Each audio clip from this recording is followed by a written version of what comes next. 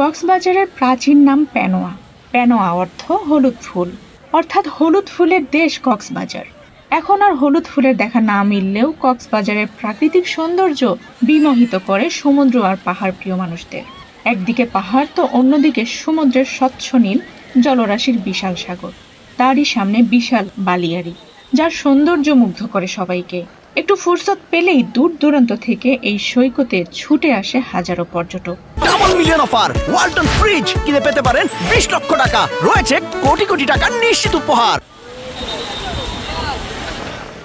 সাপ্তাহিক ছুটির দিন শুক্রবার কক্সবাজার সৈকতে নেমেছে লাখো মানুষের ঢল, যার কারণে ব্যস্ততা বেড়েছে সৈকত পাড়ের শামুক, ঝিনুক, আচার, শুটকি ও বার্মিজ পণ্যের দোকানে। শীত মৌসুমের শুরুতে এরই মধ্যে দোকানগুলোতে শুরু হয়েছে নতুন সাজ, থাকছে বাহারি পণ্য। দেশের প্রধান পর্যটন কেন্দ্র কক্সবাজারে পর্যটকের ঢল নামায় ঠাঁই হচ্ছে না পর্যটকদের। শুক্রবার সকালে সৈকতের সুগন্ধা পয়েন্টে দেখা গেছে বিপুল সংখ্যক পর্যটক গোসলে ব্যস্ত, তাদের সঙ্গে রয়েছে শিশু ও নারীরাও। এদিকে পর্যটক সমাগমের কারণে শহর সৈকতে নিরাপত্তা বৃদ্ধি করেছে ট্যুরিস্ট পুলিশ ও জেলা পুলিশ।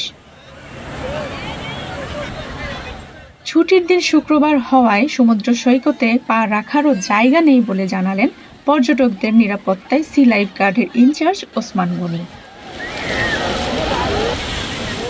সমুদ্র স্নান, সৈকতের বালিতে ছোটাছুটি, সূর্যাস্ত অবলোকন সহ কক্সবাজার সমুদ্র সৈকতে ভ্রমণের আনন্দটাই যেন পর্যটকদের কাছে স্বপ্নের মতন।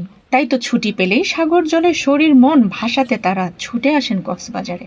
শুক্রবারের সৈকতের কলাতলি, সুগন্ধা ও লাবণী পয়েন্টে দেখা গেছে হাজারো প্রাণের কোলাহল, যেন অন্য রকমের প্রাণের উচ্ছ্বাস। জেলা পুলিশ সুপার মোহাম্মদ রহমতুল্লাহ জানান, পর্যটকদের নিরাপত্তায় সব ধরনের প্রস্তুতি নেওয়া হয়েছে। সব ক্ষেত্রে বাড়তি সতর্কতা অবলম্বন করে নিরাপত্তার পরিবেশ তৈরি করা হয়েছে, যাতে পর্যটকরা স্বাচ্ছন্দ্যে কক্সবাজার ঘুরতে পারেন।